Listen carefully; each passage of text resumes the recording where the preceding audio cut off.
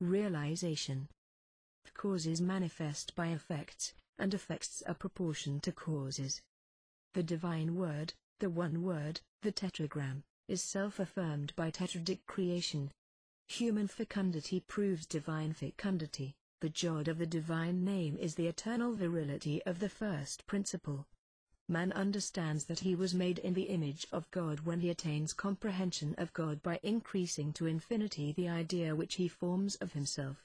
When realizing God as the infinite man, man says unto himself, I am the finite God.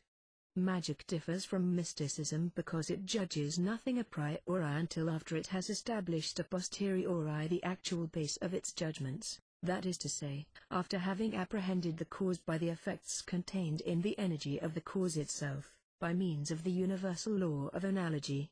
Hence in the occult sciences all is real, and theories are established only on the foundations of experience. Realities alone constitute the proportions of the ideal, and the Magus admits nothing as certain in the domain of ideas save that which is demonstrated by realization. In other words, what is true in the cause manifests in the effect. What is not realized does not exist. The realization of speech is the logos properly so called. A thought is realized in becoming speech. It is realized also by signs, sounds and representations of signs. Here is the first degree of realization. Then it is imprinted on the astral light by means of the signs of writing or speech. It influences other minds by reflections upon them. It is refracted by crossing the diaphane of other men. It assumes new forms and proportions. It is translated into acts and modifies the world. This is the last degree of realization. Men who are born into a world modified by an idea bear away with them the mark thereof, and it is thus that the Word is made flesh. The mark of the disobedience of Adam, preserved in the astral light, could be effaced only by the stronger mark of the obedience of the Savior, and thus the original sin and redemption of the world can be explained in a natural and magical sense. The astral light, or soul of the world, was the instrument of Adam's omnipotence. It became afterwards that of his punishment, being corrupted and troubled by his sin, which intermingled an impure reflection with those primitive images which composed the book of universal science for his still virgin imagination. The astral light, depicted in ancient symbols by the serpent devouring its tail, represents alternately malice and prudence, time and eternity, tempter and redeemer, for this light, being the vehicle of life, is an auxiliary alike of good and evil, and may be taken not only for the fiery form of Satan but for the body of the Holy Ghost. It is the instrument of warfare in angelic battles, and feeds indifferently both the flames of hell and the lightnings of Saint Michael. It may be compared to a horse having a nature analogous to the chameleon, ever reflecting the armor of his rider. The astral light is the realization or form of intellectual light, as the latter is the realization or form of the divine light.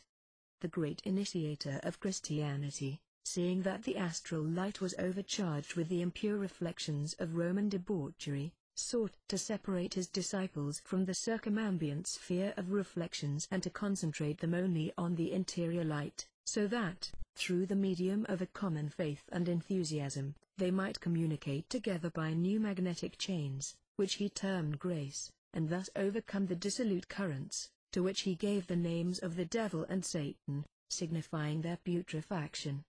To oppose current to current is to renew the power of fluidic life. The revealers have therefore done scarcely more than divine, by the accuracy of their calculations, the appropriate moment for moral reactions. The law of realization produces what we call magnetic breathing. Places and objects become impregnated therewith, and this imparts to them an influence in conformity with our dominant desires, with those above all which are confirmed and realized by acts. As a fact, the universal agent, or latent astral light, ever seeks equilibrium. It fills the void and draws in the plenitude, which makes vice contagious, like certain physical maladies, and works powerfully in the proselytism of virtue. Hence it is that cohabitation with antipathetic beings is a torment. Hence it is that relics, whether of saints or of great criminals, produce extraordinary results in sudden conversion and perversion. Hence it is that sexual love is often awakened by a breath or a touch, and this not only by means of contact with the person himself, but with objects which he has unconsciously touched or magnetized. There is an out-breathing and in-breathing of the soul, exactly like that of the body. Whatsoever it regards as felicity, that it inhales, and it breathes forth ideas which result from its inner sensations. Diseased souls have an evil breath and vitiate their moral atmosphere, that is, they combine impure reflections with the astral light which permeates them and establish unwholesome currents therein. We are often assailed, to our astonishment, in society by evil thoughts which would have seemed antecedently impossible and are not aware that they are due to some morbid proximity. This secret is of high importance, for it leads to the unveiling of consciences, one of the most incontestable and terrible powers of magical art. Magnetic respiration produces about the soul a radiation of which it is the center, and thus surrounds it with the reflection of its own works, creating for it a heaven or hell.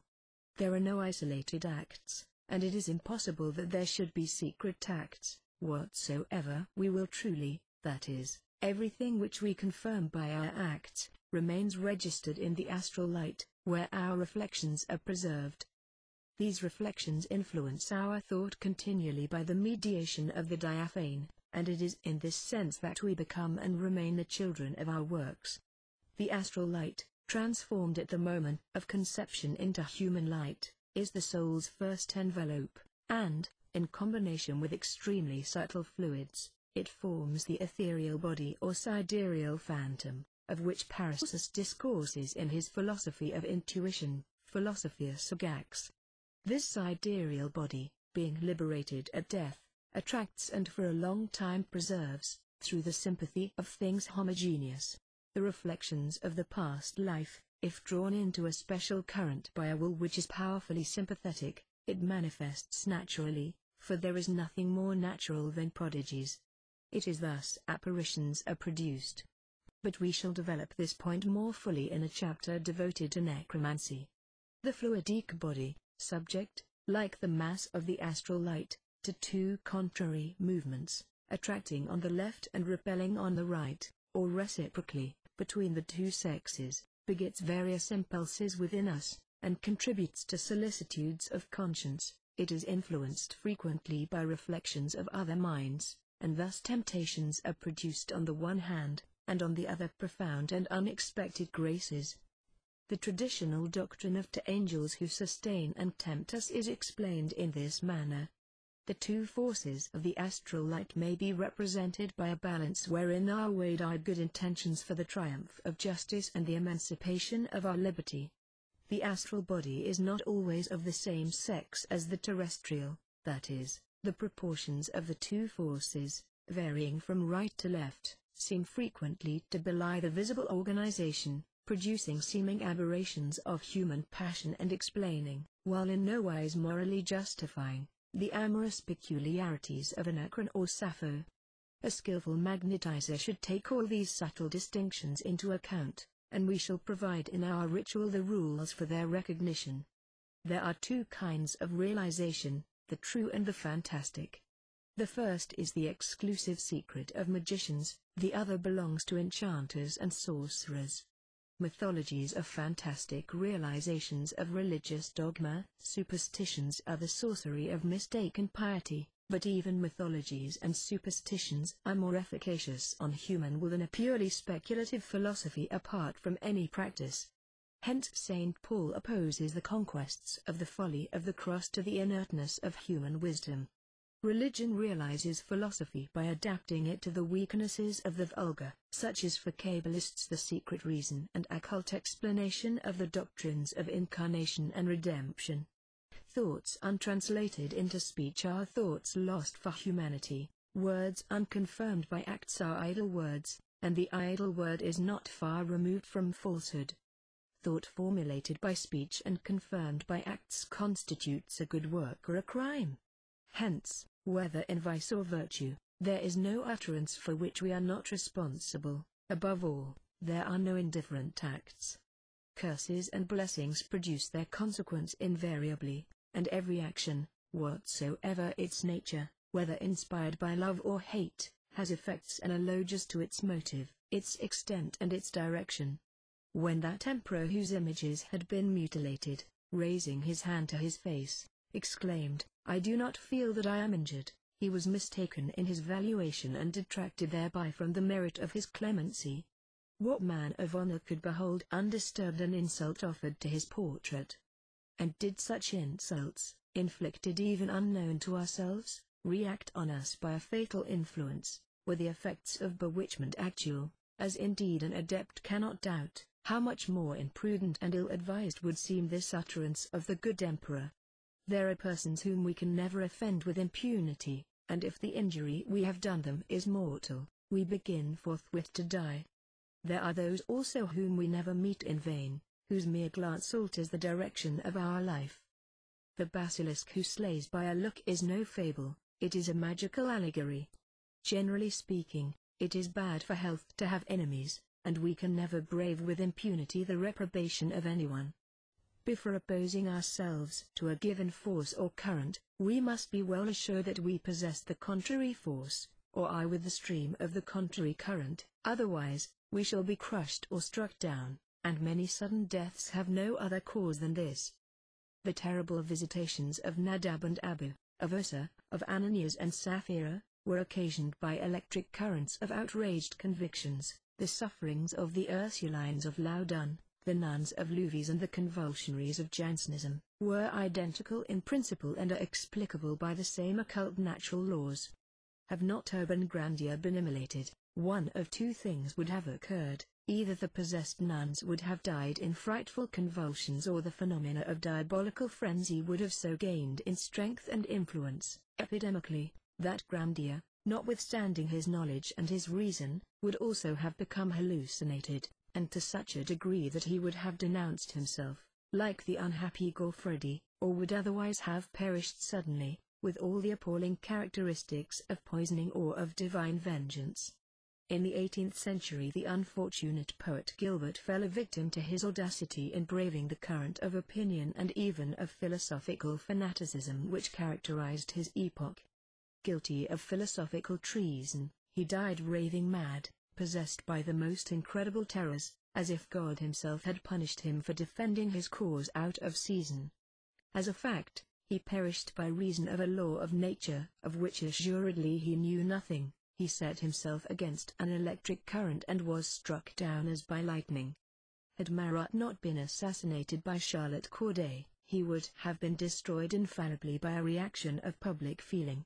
It was the execration of decent people which afflicted him with leprosy, and he would have had to succumb thereto.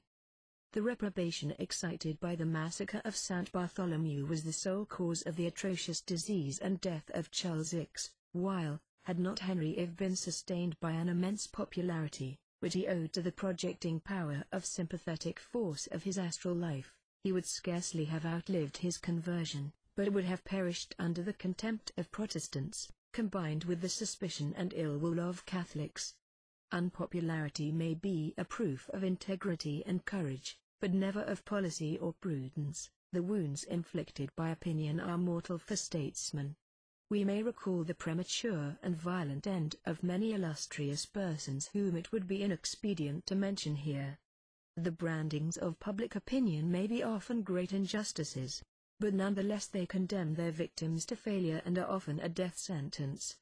On the other hand, acts of injustice done to a single